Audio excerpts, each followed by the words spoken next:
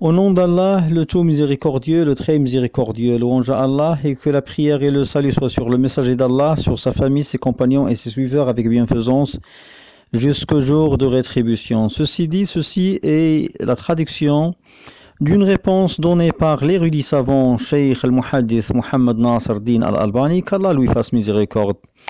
Une réponse où il dissipe une ambiguïté des Ash'arites qui renie la tribu de la descente, la tribu de An-Nuzul, dont avait informé le messager d'Allah que la prière et le salut soient sur lui.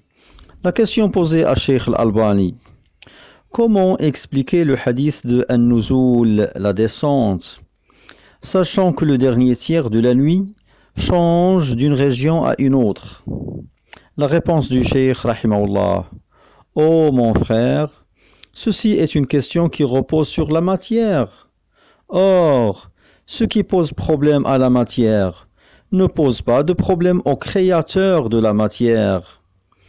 Et relativement à cette question, je dis toujours: serait-il possible à un savant, quelle que soit la science et l'intelligence qu'on lui a octroyées, serait-il possible que 4 ou 5 parlent maintenant à moi ou parlent à ce savant que je viens de vous donner en exemple, et qu'ils comprennent celui-ci et celui-là, et qu'ils donnent une réponse à celui-ci et à celui-là, etc.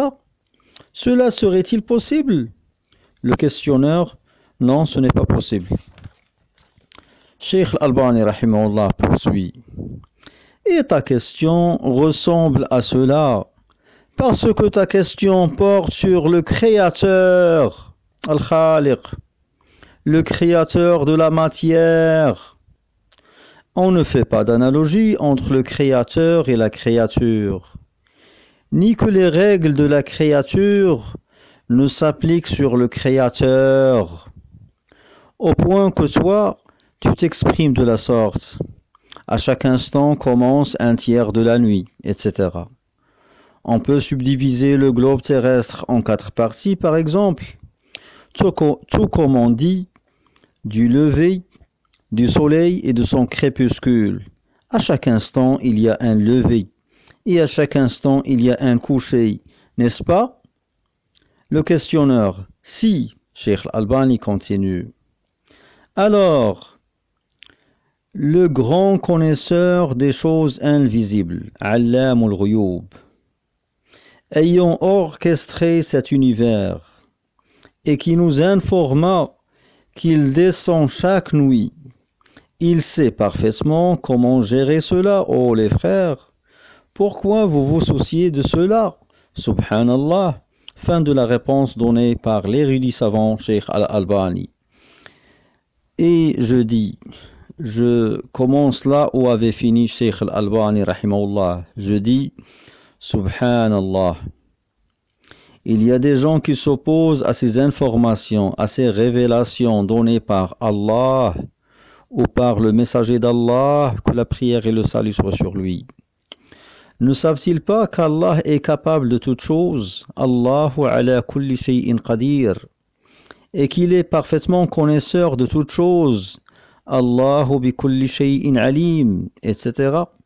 Subhanallah. Méfiez-vous, ô nos frères, de cette espèce d'ignorants qui prétendent détenir de la connaissance alors qu'ils sont de superbes ignorants. Méfiez-vous à titre d'exemple des dénommés Islam ben Ahmed, Monsef Zanati, Mohammed Bajrafil, etc., qui sont des Ash'arites et qui propagent cette innovation et cette ignorance de l'ash'arisme.